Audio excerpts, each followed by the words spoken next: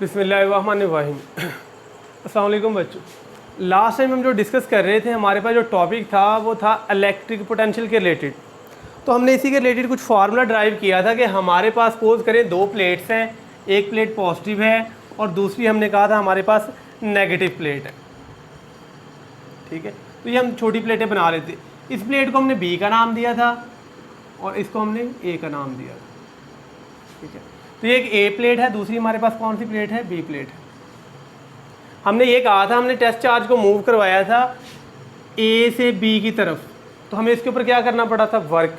हमने कहा था जितना पोटेंशियल का डिफरेंस होगा V B minus V A is equal to work done A से बी डिवाइडेड बाय जिस चार्ज को मूव। ये हमने फार्मूला ड्राइव किया था। असल में आज हमने जो टॉपिक स्टडी करना है, ये पॉइंट स्टडी करना हुआ है एब्सोल्यूट पोटेंशियल। ये हमारा पॉइंट था, पहले हमने सारा स्टडी कर लिया था। अब हमने एब्सोल्यूट पोटेंशियल के रिलेटेड टर्म्स को स्टडी करना है कि व्हाट इज़ एब्सोल्यूट पोटेंशियल। मैंने ये बताया था, फ़र्ज़ करें दो बच्चे हैं, एक के मार्क्स 40 हैं, दूसरे के 45 हैं। अब जो 40 है उसका रेफरेंस क्या है? 0, और 45 के भी रेफरेंस क्या है? 0। मसलन एक बच्चे के मार्क्स 40 और एक के 45, तो ये 45 किसके रिस्पेक्ट है? 0, ये 0 के रिस्पेक्ट। अगर मैं कहूँ 45 वाले के 40 के हिसाब से कितने हैं, तो आप कहेंगे उसके 5 नंबर हैं। अब नंबर 45 है, लेकिन 45 को आप कंपेयर किससे कर रहे हैं? 40 से। तो असल में ये जो 5 वैल्यू आ रही है, ये कौन सी वैल्यू आ रही है?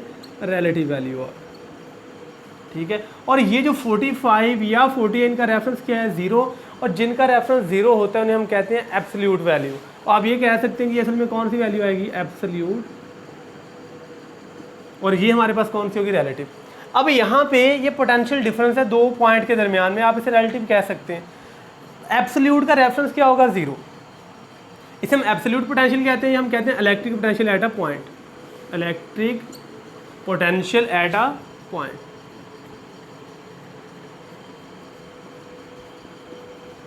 एट अ पॉइंट कि किसी पॉइंट पे इलेक्ट्रिक पोटेंशियल कितना हो सकता है, इसे इलेक्ट्रिक पोटेंशियल या एब्सोल्यूट वैल्यू कहते हैं। मसलन अब हम यहाँ पे दूसरा पॉइंट वो वाला चूज़ करेंगे जिसका रेफरेंस क्या बनेगा? 0, और ये पॉइंट हम कहाँ पे लेते हैं? इन्फिनिटी से। पहले हम ए से बी जा रहे थे, अब हम जो ए है वो ए पॉइंट कहाँ पे चूज़ कर सकते हैं? ए हम कह रहे कहाँ पहुँच गया? इन्फिनिटी। यानी कि इन्फिनिटी से हम चार्ज को फील्ड के अंदर लेके आएंगे, तो जितना हमें उस पर काम करना पड़ेगा और जिस चार्ज को मूव करवाएंगे उतना उसका पोटेंशियल हो जाएगा। तो होगा हमारे पास क्या? तो ए किस पॉइंट पे चला गया? इन्फिनिटी पे। तो हमारे पास जो पोटेंशियल एट ए पॉइंट होगा वो कितने का आ जाएगा? Potential at 8.0। तो ये आपने एज एन एमसीक्यू भी याद रखना है कि इन्फिनिटी के ऊपर पोटेंशियल हमारे पास 0 होता है, तो वी ए की वैल्यू क्या हो जाएगी? 0। ठीक है, अब हमने देखना है कि हमें इन्फिनिटी से इधर तक आते आते कितना काम करना पड़ा है। तो हम यहाँ पे कह देंगे V B minus V A की वैल्यू क्या होगी? है 0 is equal to work done infinity से बी ओवर जितना चार्ज है। ठीक है कि नहीं? तो ये वी बी माइनस 0 वैल्यू क्या आ जाएगी इसके पास? V B is equal to work done at point B over charge. यानी कि जिस पॉइंट तक चार्ज को ले गए वो वाला पॉइंट, कितना उस पॉइंट पे पोटेंशियल होगा? आप कहेंगे इन्फिनिटी से आप जिस चार्ज को मूव करवा रहे हैं, जितना आपको काम करना पड़े, दोनों को डिवाइड करें तो आपको पोटेंशियल मिल जाएगा। अगर इनको सिंप्लीफाई कि किसी भी पॉइंट पे पोटेंशियल होगा जितना इन्फिनिटी से उस पॉइंट तक चार्ज को लेके डिवाइडेड बाय जिस चार्ज को आपने मूव करवाया, तो दोनों को आप डिवाइड कर देंगे, तो ये जो फार्मूला आता है हमारे पास एब्सोल्यूट पोटेंशियल का आता है। एब्सोल्यूट पोटेंशियल है क्या? हम ये कह सकते हैं work done in moving a charge from infinity to that point in the field keeping the charge in an electrostatic equilibrium. यहाँ पे जो हमारे पास चार्ज होगा Q0 होगा, और हम कहते हैं ये यूनिट पॉजिटिव चार्ज है।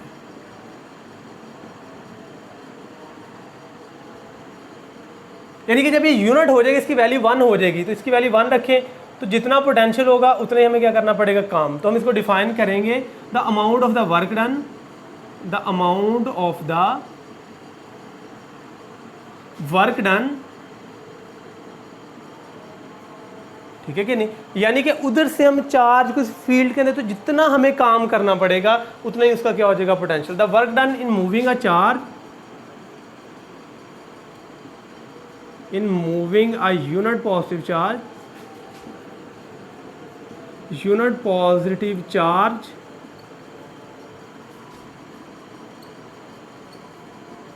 From infinity to that point,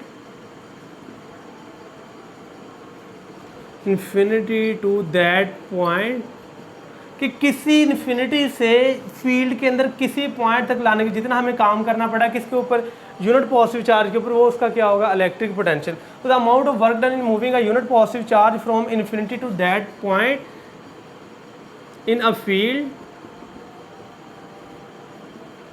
keeping the charge in an electrostatic equilibrium, keeping the charge in an electrostatic equilibrium.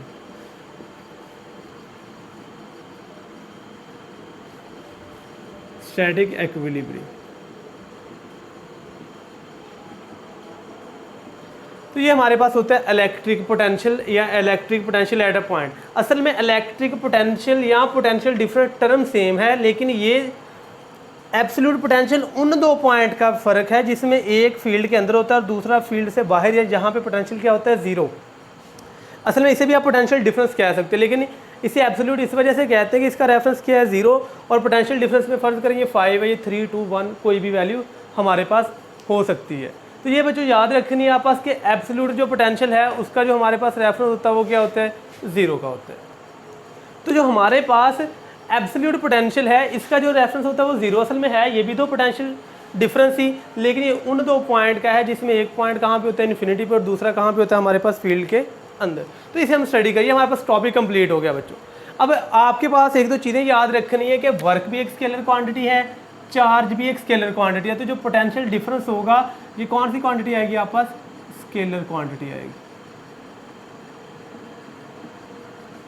तो ये चीज़ याद रखिए कि अगर आपसे पूछा जाएगा पोटेंशियल या इलेक्ट्रिक पोटेंशियल या पोटेंशियल डिफरेंस, तो आपने कहना है सारी की सारी कौन सी क्वांटिटी है, असल में स्केलर क्वांटिटी है।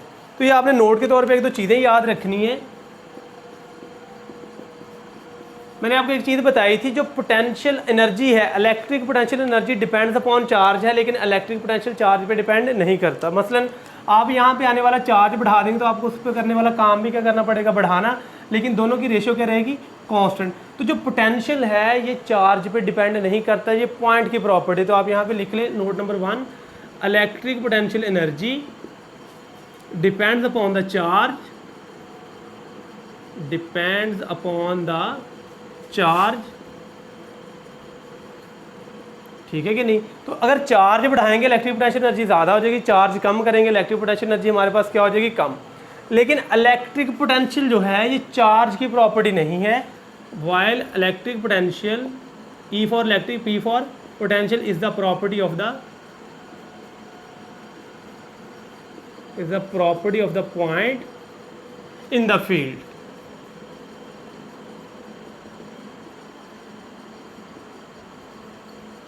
तो ये हमारे पास चीज़ है, मैंने आपको बताया था एक पॉजिटिव प्लेट है, दूसरी हमारे पास नेगेटिव प्लेट है। ये हमारे पास नेगेटिव है। जितना हम पॉजिटिव के करीब होते जाएंगे पोटेंशियल ज़्यादा, जितना उससे दूर होते जाएंगे पोटेंशियल का, मसलन मैं कहता हूँ हमारे पास 3 पॉइंट है, 1, 2, 3। ये आपको इंटी टेस्ट में एमटी कैट में आया हुआ MCQs है, ये उसी के रिलेटेड हमारे पास है। मसलन कहता है कि बताएं किस पॉइंट पे पोटेंशियल ज़्यादा, तो जो पॉजिटिव प्लेट के करीब होगा वहाँ पे पोटेंशियल ज़्यादा होगा। तो आप कह देंगे potential at point 1 is greater than 2 is greater than 3, तो 1 is greater than 2 is greater than 3, ठीक है कि नहीं। और अगर इसी तरह ही पॉइंट इस तरह दिए गए हों A, B, C, अब तीनों पॉइंट का फासला पॉजिटिव प्लेट से क्या है, सेम है, तो यहाँ पे पोटेंशियल तीनों पॉइंट पे क्या होगा, सेम होगा। तो ये याद रखना है, अगर जितना पॉजिटिव प्लेट के करीब होंगे उस पॉइंट पे पोटेंशियल ज़्यादा, जितना उससे दूर होंगे पोटेंशियल कम। तो ये आप लोगों ने MCQ याद रखना है। अब इसे नेक्स्ट हम जो स्टडी करने जा रहे हैं वो स्टडी करने जा रहे हैं electric field intensity as a potential gradient. तो पहले उस टर्म को समझते हैं, फिर उस टॉपिक को हम स्टार्ट करेंगे।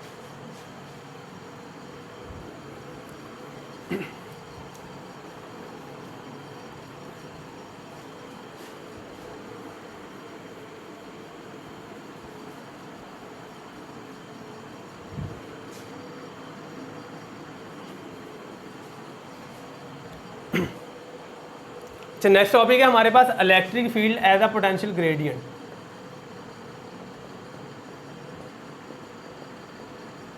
Electric field as a potential gradient.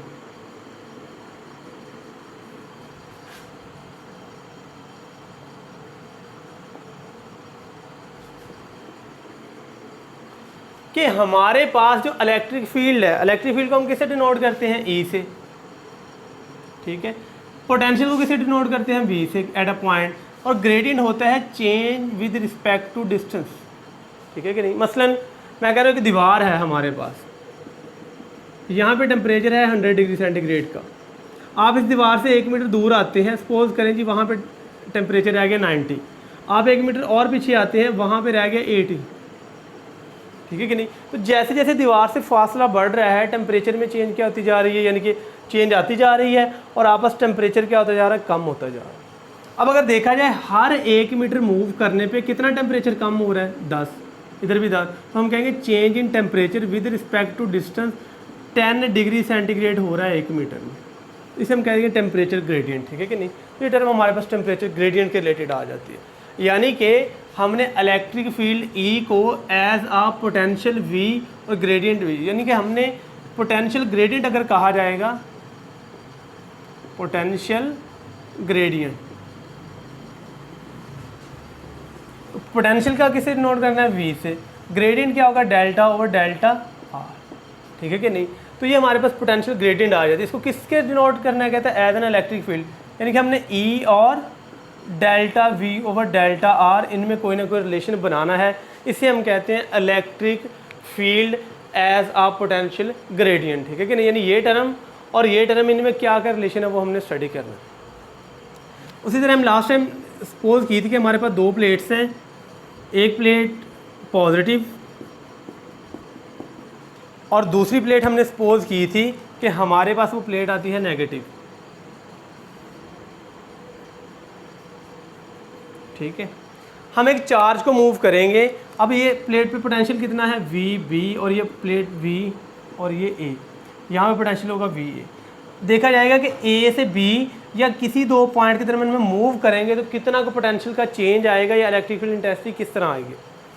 तो हमारे पास इलेक्ट्रिक फील्ड लाइन पॉजिटिव से नेगेटिव,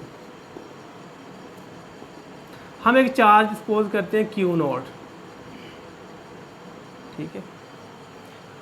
अब हम ये कहते हैं कि हम चार्ज के ऊपर फोर्स लगाएंगे और चार्ज को अपवर्ड मूव करेंगे, ये हमारी अप्लाइड फोर्स होगी।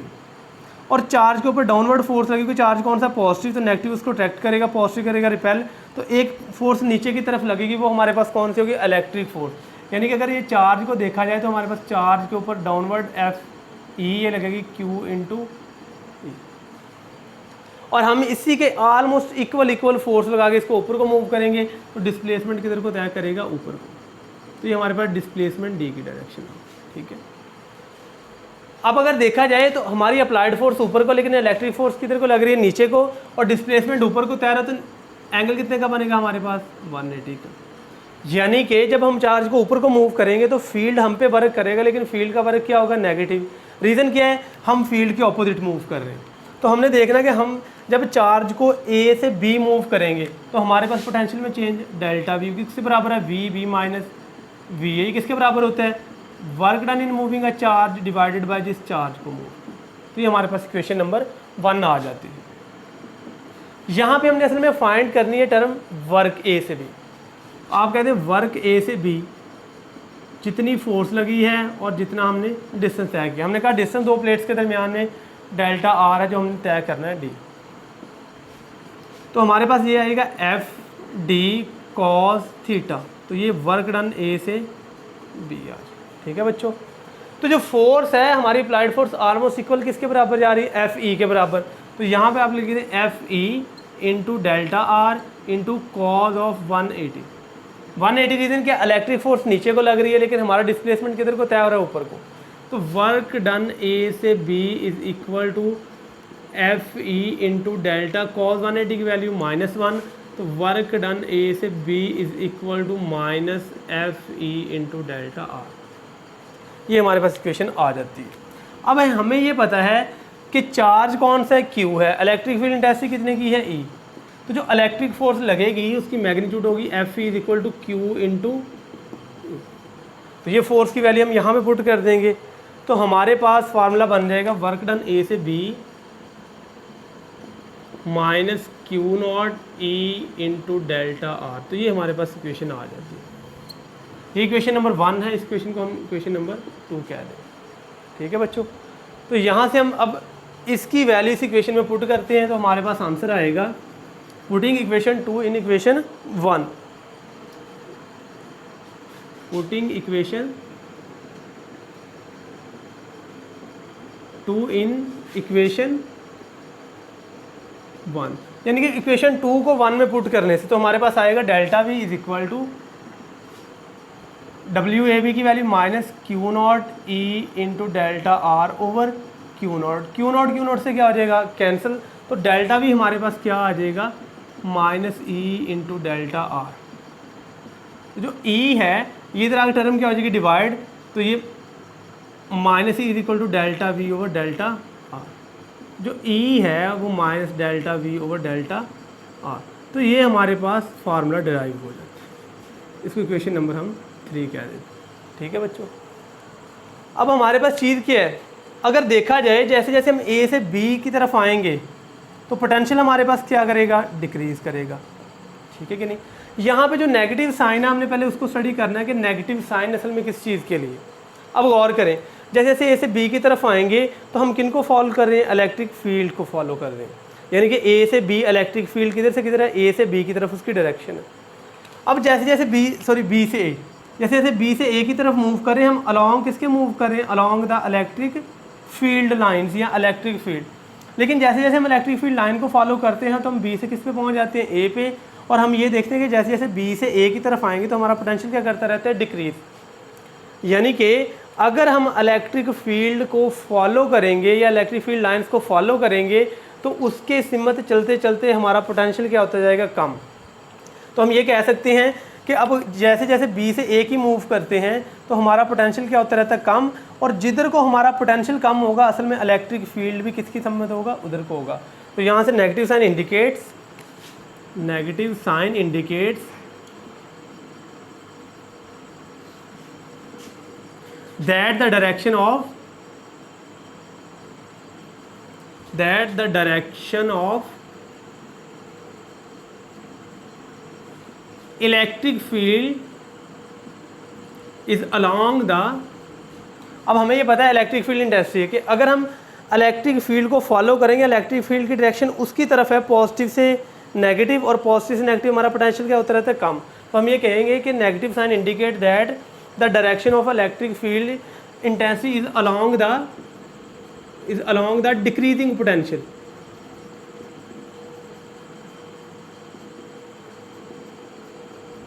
कि इसकी डायरेक्शन उसकी तरफ है जिसकी तरफ हमारा पोटेंशियल क्या होता रहता है कम, यानी कि हम ए बी से ए की तरफ मूव करेंगे तो इलेक्ट्रिक फील्ड तो इसके अलॉन्ग है, लेकिन जैसे जैसे इधर को जाते जाएंगे पोटेंशियल क्या होता रहेगा कम। तो ये हमारे पास फर्स्ट पॉइंट है। सेकंड पॉइंट ये है कि डेल्टा आर हम 2 प्लेट्स में फासला कम से कम लेते हैं तो हमारे पास यहाँ पे जो ई है वो ऑलमोस्ट कहता है रिमेन कांस्टेंट। ठीक है कि नहीं, यानी इसकी वैल्यू चेंज नहीं होती, ये ऑलमोस्ट रिमेन कांस्टेंट रहता है। तो ये जितना ये फासला कम होगा उतना चेंज भी क्या होता जाएगा कम, और दोनों की रेशियो क्या रहेगी कांस्टेंट। अब ये याद रखें कि ये जो क्वांटिटी होती है ये वैल्यू क्या होती है हमारे पास मिनिमम, तो डेल्टा वी और डेल्टा एक्स की वैल्यू क्या होगी मैक्सिमम, यानी कि the quantity delta V over delta x gives the maximum value for delta r is equal to minimum. This gives the magnitude and the direction of electric field intensity E.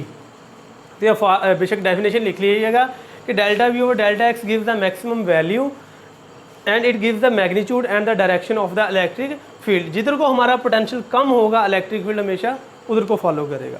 बच्चों यहाँ तक होगी बात clear. इससे आगे हमारे पास last point है, short question आता होता है हमारे पास। अब हमारे पास इलेक्ट्रिक फील्ड इंटेंसिटी के 2 फार्मूले बन गए हैं, यानी कि हमारे पास एक तो बन गया E is equal to minus delta V over delta R, तो हमारे पास आ गया E is equal to minus delta V over delta are.